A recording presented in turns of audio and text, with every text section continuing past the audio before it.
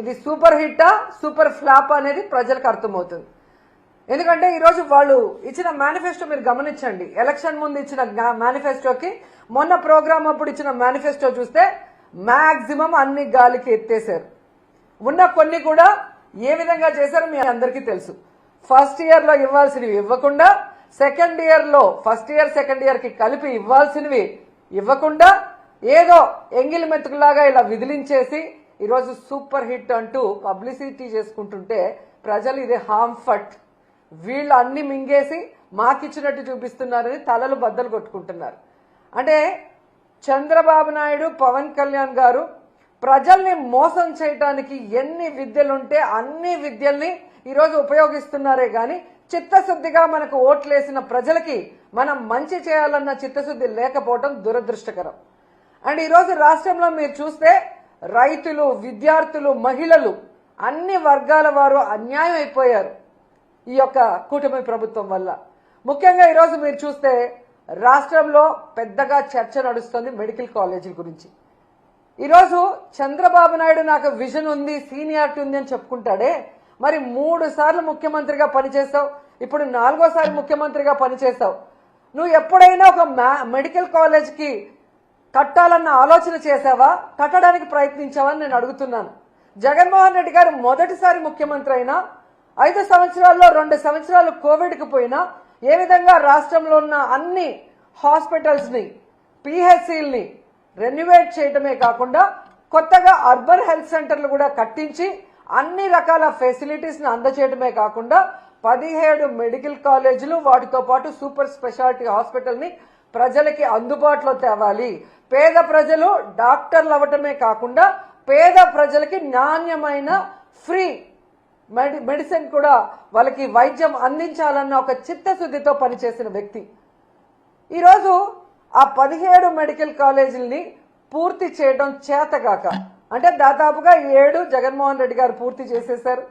5 జగనన్న ఉన్నప్పుడే 2023-24లో ఓపెన్ చేసి క్లాసెస్ కూడా స్టార్ట్ అయిపోయినాయి. మొన్న ఈ మధ్య ఒకటి స్టార్ట్ అయింది. పులివెందల్ది వాంటెడ్ గా కక్ష సాధింపుగా ఏ విధంగా చేస్తున్నారో అందరూ కూడా చూస్తున్నారు.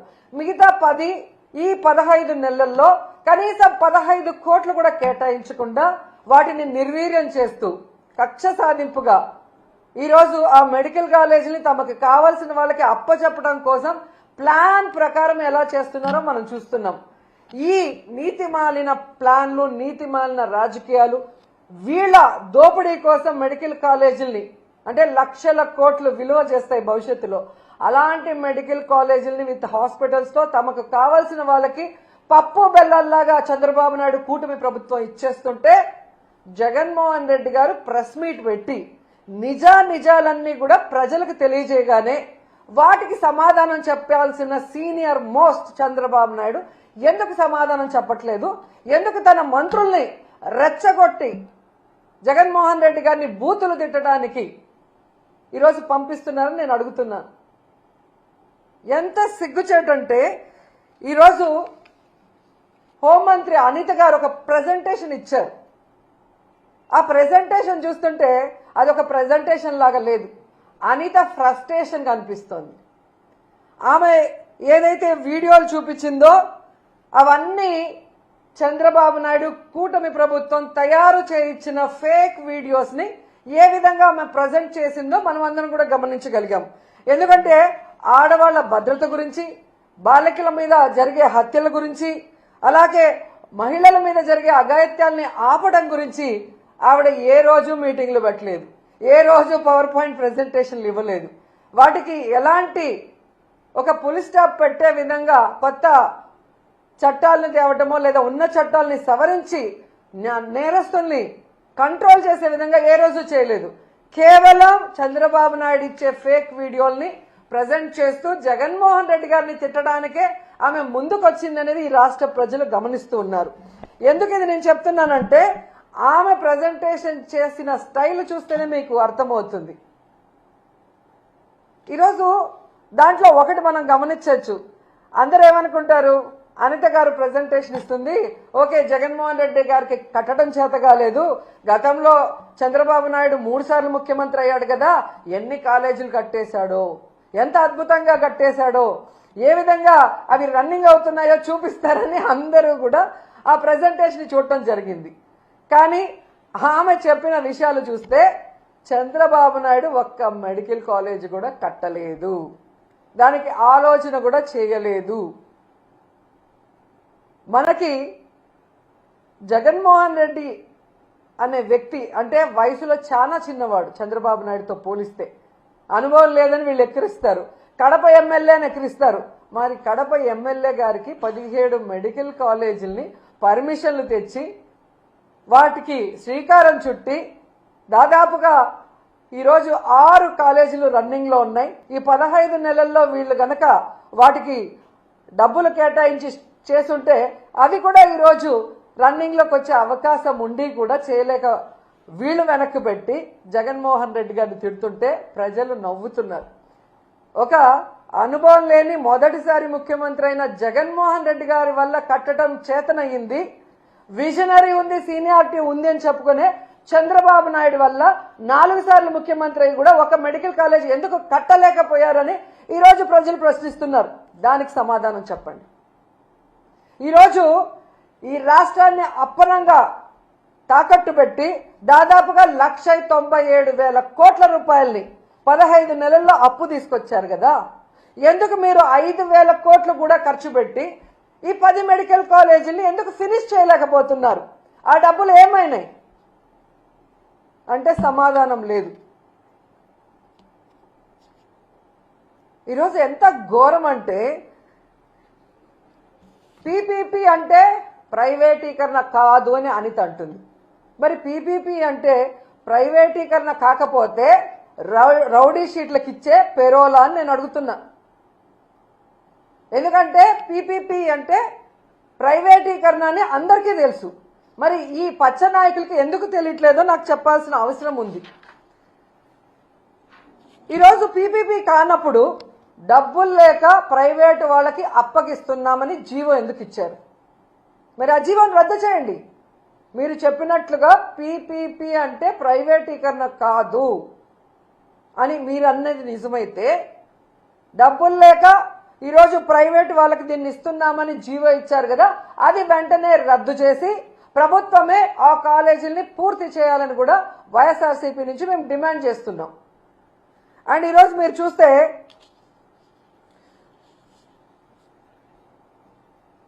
ఈ అనితతో పాటు ఇంకో ఆవిడ తయారైంది, సవిత.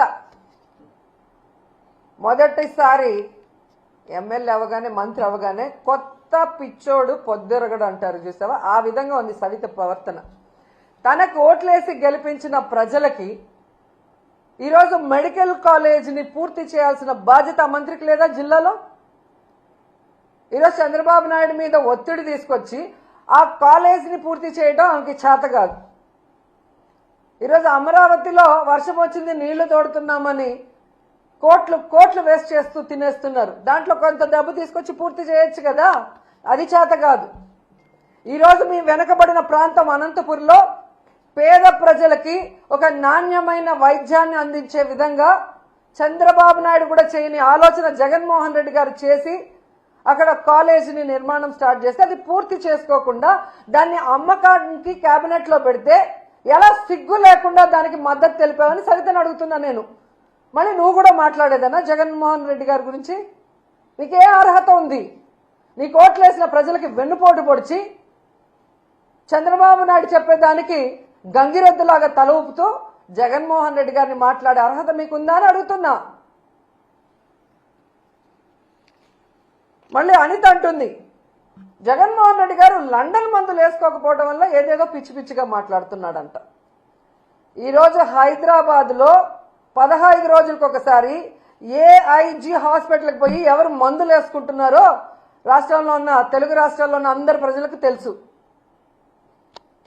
అబద్ధాలు కల్లార్పకుండా ఎలా చెప్పాలో అనేదానికి మందును కనిపెట్టి చంద్రబాబు నాయుడు మీ అందరికీ ఆ మందు ఇస్తున్నాడు కాబట్టే ఈరోజు మీ అందరూ కళ్ళార్పకుండా అబద్ధాలు చెప్తున్నారు తప్ప, ఈరోజు మీకు దమ్ముంటే నేను వస్తాను, రండి. రాజమండ్రి మెడికల్ కాలేజ్కి వస్తారా? విజయనగరం మెడికల్ కాలేజ్కి వస్తారా? నేను ఇన్ఛార్జిగా ఉన్న మచిలీపట్నం మెడికల్ కాలేజ్కి వస్తారా? నంద్యాల మెడికల్ కాలేజ్కి వస్తారా?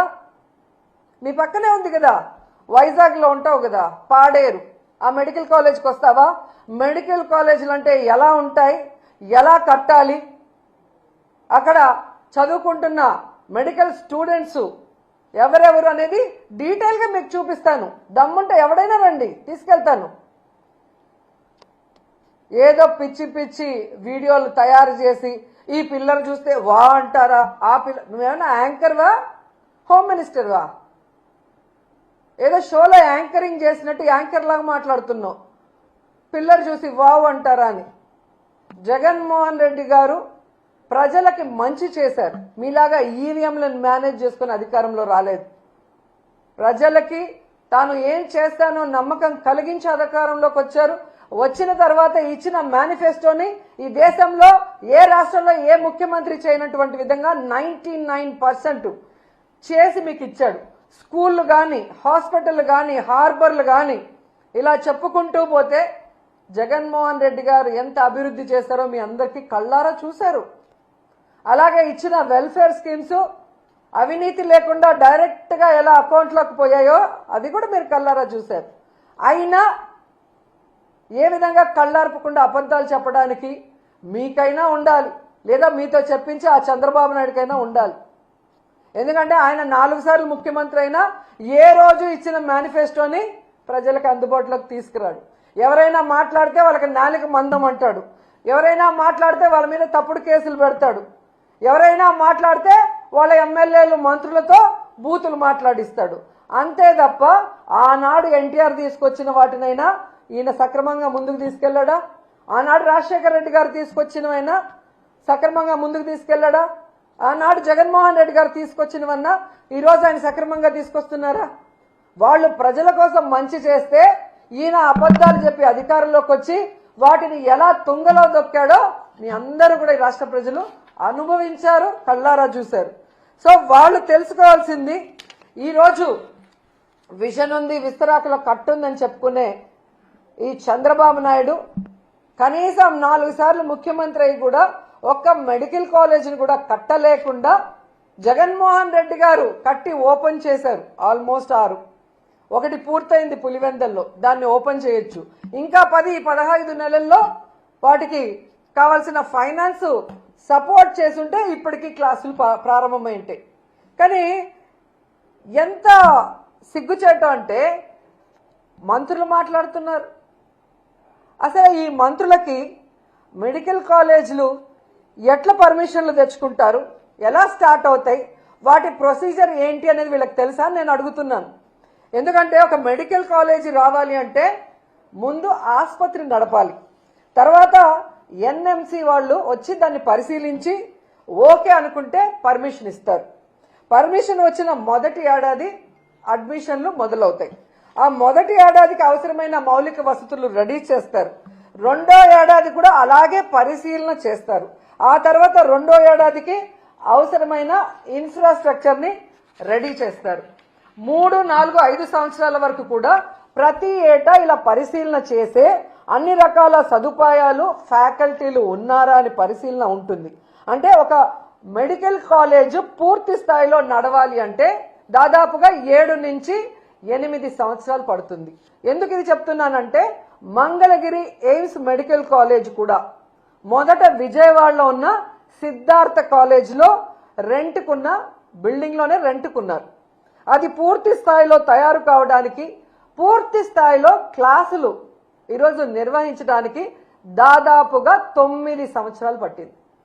అంటే ఎలా మెడికల్ కాలేజ్ పర్మిషన్ వస్తాయి, వాటి మౌలిక సదుపాయాలు ఎవ్రీ ఇయర్ ఎలా మనం పెంచుకుంటూ పోవాలి, దాన్ని బట్టి ఏ విధంగా ఆ కాలేజీలు పూర్తి స్థాయి రన్నింగ్లో వస్తాయన్న ఒక కామన్ నాలెడ్జ్ కూడా, జనరల్ నాలెడ్జ్ కూడా లేని వీళ్ళందరికీ మంత్రి పదవులు ఇచ్చారు.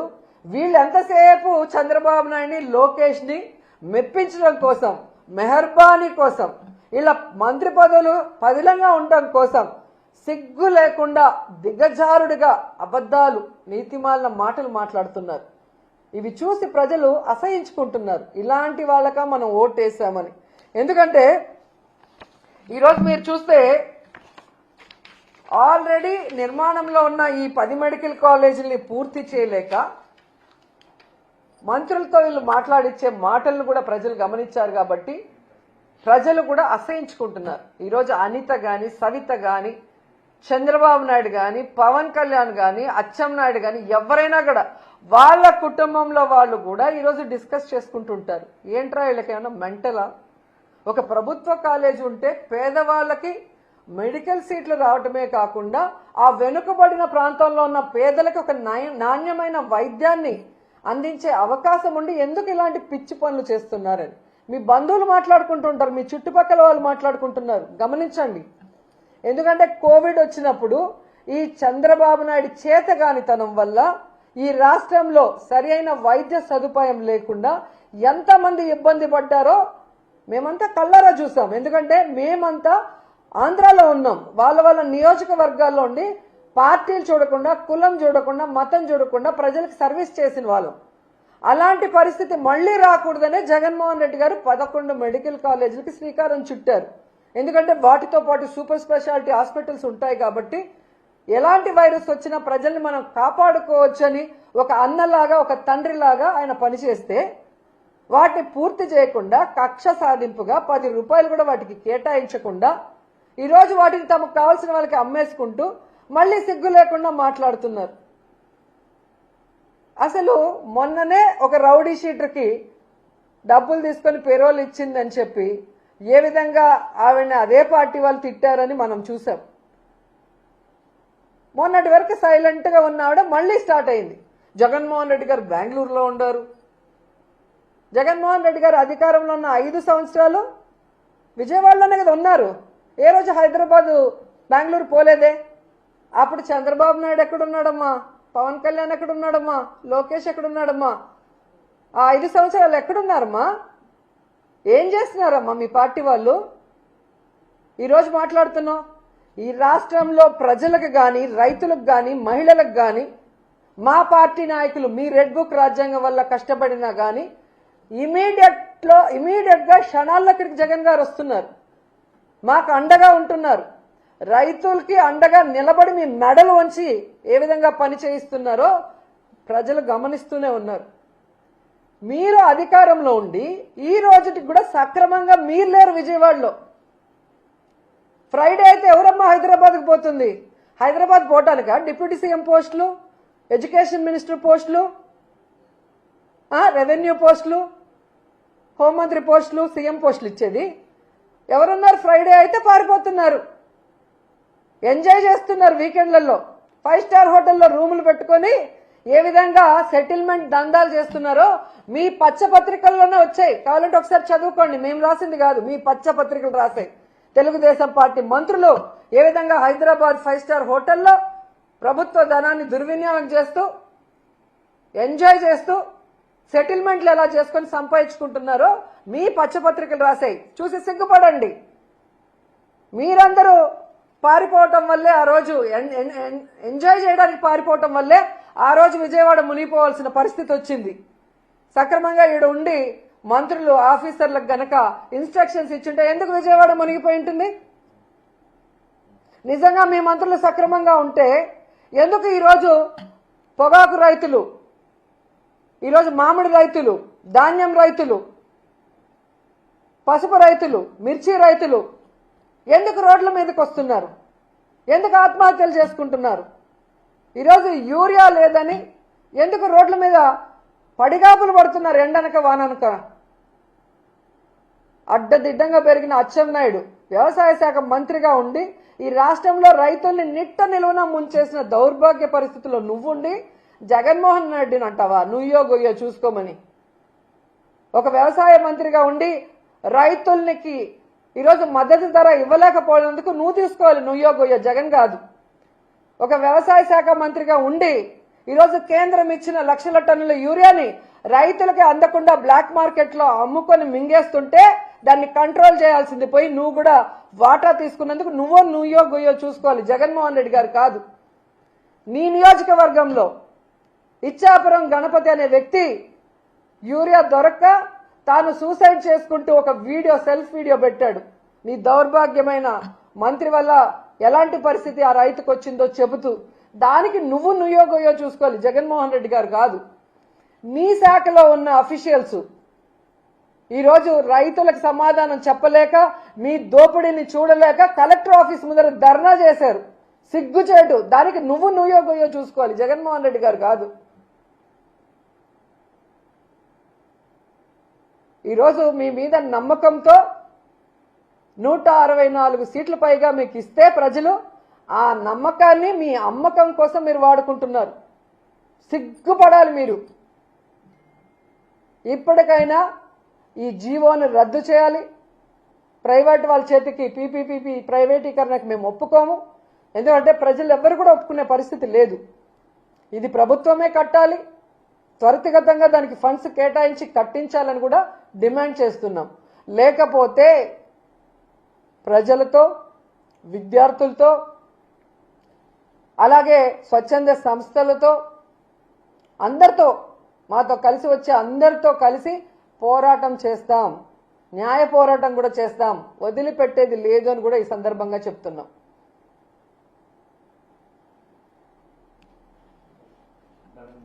టూరిజం మంత్రిగా చేస్తున్నారు. ఈ రోజు ప్రైవేట్ టూరిజం హోటల్స్ కూడా టూరిజం ప్రైవేట్ పరంగా చేస్తున్నారు. ఈరోజు ఎంత దరిద్రంగా తయారైందంటే వీళ్ళు అమరావతి భూముల్ని అమ్మకం పెట్టేశారు, వైజాగ్ భూముల్ని అమ్మకం పెట్టేశారు, టూరిజం హోటళ్ల అమ్మకానికి, రోడ్ల అమ్మకానికి పెట్టేశారు, ఆఖరికి మెడికల్ కాలేజీలను కూడా అమ్మకానికి పెట్టేశారంటే వీళ్ళు ఎంత దిగజారిపోయారో ఒకసారి అర్థం చేసుకోండి. నాకు సీనియారిటీ ఉంది, విజన్ ఉంది, నేను సంపద సృష్టిస్తా అన్నాడు. రాష్ట్ర సంపదని దోచుకుంటూ సొంత సంపద సృష్టించుకుంటున్నారు తప్ప ఈరోజు మీరు ఎక్కడ రాష్ట్ర ప్రజల కోసం సంపద సృష్టిస్తున్నారు? ప్రభుత్వం మీ చేతిలో ఉంది, ఏమైనా చేయొచ్చని మీ ఇష్టానికి చేస్తున్నారు తప్ప ప్రజలకు ఉపయోగపడే ఒక కార్యక్రమమైనా చేస్తున్నారా? ఇవన్నీ అమ్మాల్సిన అవసరం ఎందుకు వచ్చింది? 15 నెలల్లో దాదాపుగా 1,97,000 కోట్ల రూపాయల అప్పులు తెచ్చిన మీకు, వెల్ఫేర్ స్కీమ్స్ ఇవ్వని మీకు, డెవలప్మెంట్ చేయని మీకు, పూర్తి చేయాల్సిన వాటిని కూడా నిలిపేసిన మీకు ఎందుకు లక్షల కోట్ల అప్పు చేయాల్సి వచ్చింది? ఆ డబ్బు ఏమైంది? ఇంకా ఇవన్నీ ఎందుకు అమ్మకానికి పెడుతున్నారో చంద్రబాబు నాయుడు, కూటమి ప్రభుత్వం సమాధానం చెప్పాలి. పవన్ కళ్యాణ్ ఎప్పుడో ఒకసారి అలా వచ్చి ఊగిపోవటం కాదు. ఈరోజు నువ్వు షూటింగ్లు చేసుకోవడానికి కాదు నీ కోట్లు ఇచ్చింది, ప్రభుత్వ ధనంతో స్పెషల్ ఫ్లైట్లు ఎక్కి ఎంజాయ్ చేయడానికి కాదు నీకు ఓట్లేసింది. కూటమి ప్రభుత్వంలో ఉన్నప్పుడు చంద్రబాబు నాయుడు ప్రభుత్వం తప్పు చేస్తే నిలదీయాలి, సరిదిద్దాలి అండ్ సక్రమంగా ప్రజలకి మంచి చేసే విధంగా నువ్వు నడుచుకోవాలి. కానీ నీ నియోజకవర్గం పిఠాపురంలో అమ్మాయిని రేప్ చేసినా పట్టించుకో, రైతుకు యూరియా దొరక్క ఎండల్లో వాళ్ళు నించొని రోజుల తరబడి ఏడుస్తుంటే పట్టించుకో, ఇదే పిఠాపురంలో నిరుద్యోగులకి ఉద్యోగం ఇవ్వకపోయినా, నిరుద్యోగ భృతి ఇవ్వకపోయినా పట్టించుకో. నీ ప్యాకేజ్ కరెక్ట్గా నీకు ఇస్తే చాలు.